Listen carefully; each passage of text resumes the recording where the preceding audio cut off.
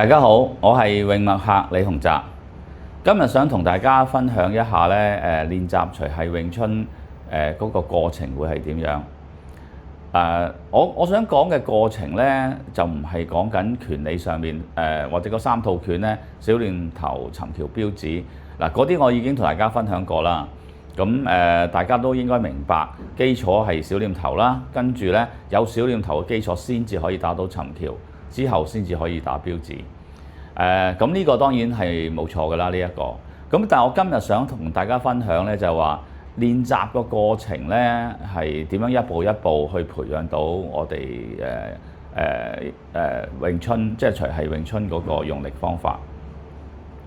咁咧初學嘅人咧，第一件事當然係學小念頭㗎啦。咁學小念頭咧，就第一步就先教咗佢個動作啦。咁所以咧第一堂通常或者甚至係分幾堂啦，就教佢哋小念頭嘅動作。咁但係就算熟咗呢個動作之後咧，都係完全冇用嘅，因為咧重點係用力嘅方法啊嘛。咁所以咧佢學識咗動作之後咧，就要向住佢咧解釋裏邊點樣諗，即係我哋點樣發力要話俾佢聽。咁但係問題亦都係，即係話俾佢聽咧，係咪佢係做到咧？佢可能完全唔明添嘅，甚至會。咁所以咧一定要係手碰手咧，示範俾佢睇嘅。咁示範之一咧就係佢要感受下呢啲力係點樣。咁可能譬如佢捉住我，咁我就試啲力俾佢睇啦。我不如揾個同門出嚟咧，即係幫手解釋下。我用翻最簡單嗰個，即係攤手，譬如一個攤手嘅動作。咁我哋會話俾佢聽，即係點樣運作啲肩關節啊，咁樣推出嚟。咁首先咧就係我要試俾佢睇，等佢感受下嗰啲力。咁佢開始有個感覺，咦咁輕鬆可以有咁大嘅力出嚟啦。咁佢感受咗之後咧，就希望佢咧能夠根據我嘅指示去點樣做咁用呢度做靠山，然之後轉個手踭出嚟啦，係啦。咁通過呢啲動作咧，我哋就知道佢係咪真係領會到我講嘅嘢，係咪真係做得到咁當然係裡面都好多動作啦。雖然我講過啦，小念頭我當一式嘅啫，因為其實所有動作都係同一個模式係做出嚟嘅，只不過係唔同方向唔同角度咁樣啫。咁但係事實上亦都係需要有唔同角度都練習下咧，先做到。有啲人可能某啲動作係易做啲、容易啲做到嘅，有啲動作係難啲做到，咁亦都因人而異嘅。咁所以咧有一個過程咧，就係不斷同佢碰手，去引證我講嘅嘢，咁佢就會更加容易明白。咁好多時咧，即係我哋發覺個情況就係咧，上堂嘅時候做到啦，即係或者已經發到嗰啲力啦。咁但係咧轉個頭咧，佢就已經又做唔到喎。因為其實我哋講呢啲用意識推動嘅念力咧，係要慢慢培養嘅。咁咧，如果根據我嘅指導之下咧，佢係比較容易做到嘅。咁但係叫佢就咁樣你自己做啦，咁樣好多時就做唔到嘅。咁所以要不斷重複，不斷喺度浸淫咁樣啦。咁另外咧就或者今日幾好情況啦，即係做到啦。咁返咗屋企之後再嚟咧，有可能做唔到噶啦咁呢啲係需要時間嘅累積啦咁仲有一點好重要嘅就係咧，今日上堂我教咗佢，譬如攤手咁我叫佢點樣做，佢去做個攤手出嚟發到啦，我發覺佢發到啲力啦。咁你就要記住正話你係點樣做咁你返屋即係因為你唔可能咁長時間一齊噶嘛。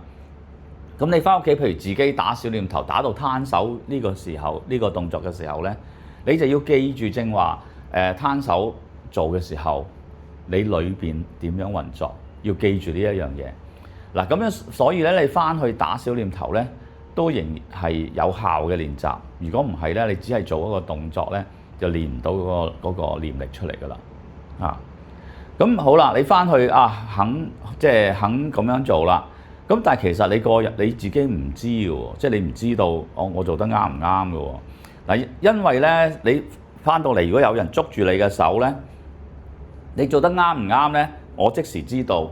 而且我甚至唔需要同你講，譬如你而家做咁樣咁我身體話俾你聽，你啱唔啱噶啦因為我又唔係故意跳開噶嘛，係真係你啲力推得開我噶嘛咁所以咧要反覆咁樣咧，你翻去打小念頭，然之後又翻嚟咧去驗證下你嗰個進境係點樣嘅咁好啦，即係去經過一輪嘅練習之後咧已經好實淨啦，即係話我隨意自己都應該發得到啦。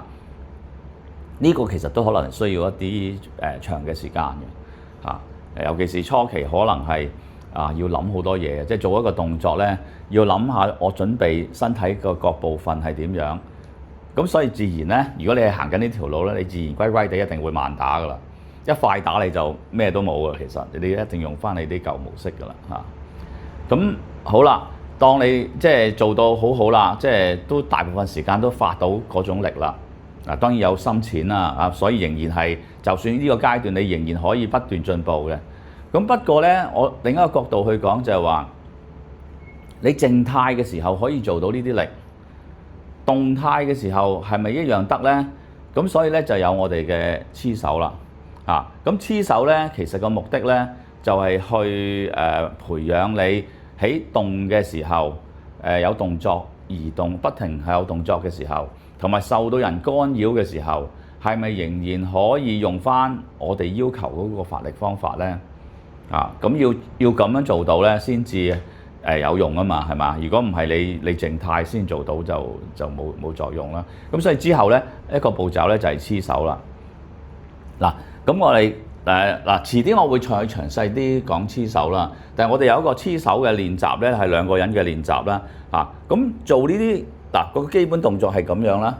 但係做呢啲動作嘅時候咧，要完全係秉翻之前所講嘅嘢。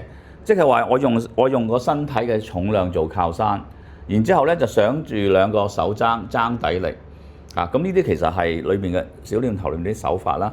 攤手綁手，呢邊係伏手咁樣咁因為有動作嘅，咁所以咧就係喺呢啲動作裏邊咧去揾我哋係咪保持到我哋要求嘅用力方法咁通過呢啲練習咧。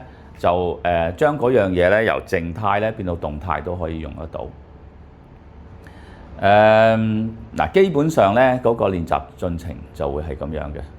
咁當然啦，我講呢個係練習嘅模式啦。咁當然你學嘅時候咧，由小念頭開始，跟住會尋橋，跟住會標指。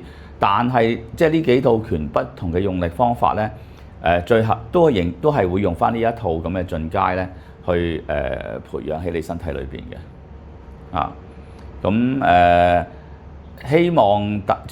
希望大家用咗呢個方法咧，即係就同埋根據我嗰個講法咧，就慢慢可以將呢一種用力嘅方法咧，培養咗喺自己身體裏邊同埋應用。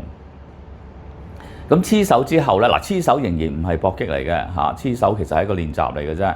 咁黐手之後咧，可能要再將佢睇下點樣擺落去搏擊裏邊啦。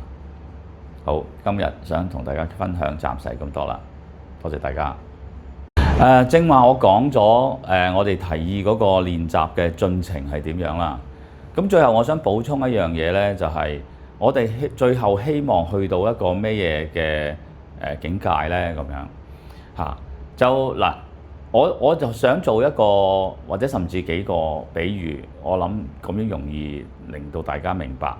咁如果學過揸車嘅人呢，你就會明白最初嘅時候呢，你都係要諗下我要踩油門啦，定係踩迫力啦，要扭個軚啦，要入波啦，咁好多細節要顧嘅，係咪？即係你開頭學揸車嘅時候。咁的確係需要咁做啦，但係咧通過好長時間嘅練習之後咧，或者你攞完車牌啦，自己真係去揸車啦。咁我自己就試過有個咁嘅感覺咧，就係好似我都唔記得晒我隻手同腳做咩嘢。我想架車轉左咧，佢就好似自動會轉左嘅。想佢快佢就會快，想佢慢就會慢。咁好似係用個意識去控制咁嘅啫。唔知大家有冇咁嘅感覺咁就好似唔記得晒啲手腳嘅。實際上當然係啲手腳喺度做嘢啦。但我意思只係想話咧，當你嗰樣嘢練到好熟習嘅時候咧，你係好似咧係用意識就已經推動到。嗱，其實我哋想講嘅念力咧，其實係我相信係咁嘅一回事嚟嘅，就唔係即係聽落去咁好似咁虛幻啊，咁唔科學化咁樣。其實佢本身咧係有好多規矩要跟嘅。咁我之前講嗰啲咧就係呢啲比較科學化嘅規矩，但係去到最後咧，我又會講得比較虛嘅喎，即係話其實咧我個師侄喺中環開個館啊，咁佢就要求我寫個書法字俾佢。咁當時我就寫咗一句咧，叫做徑隨意走。咁嘅意思就係好似諗下就到㗎啦，啲嘢諗下就做咗出嚟嘅咁樣。甚至我師傅咧曾經講過咧，佢話黐手咧會黐手熟到咧係唔記得咗對手嘅喎，咁樣。咁呢個其實初時我覺得好難解啦。咁而家我就開始明白。嗱，除咗正話揸車係一個例子啦，其實好多嘢都有同樣嘅情況嘅。譬如舉個例，你打波咁樣。我唔係好熟呢啲啊，但我都有玩下嘅。譬如打網球啊，或者打羽毛球啊，開頭嘅時候你梗係有好多基本動作要學㗎，係嘛？好似好嚴格咁樣嘅。咁到你熟晒嘅時候，你落場打緊波嘅時候，你唔會再去即係好仔細咁去跟呢啲動作，自自然然咧佢就會浮咗出嚟㗎個動作。好似你個意識一到咧，佢就會做㗎啦咁樣。嗱，咁亦都係類似嘅嘢嚟嘅嚇。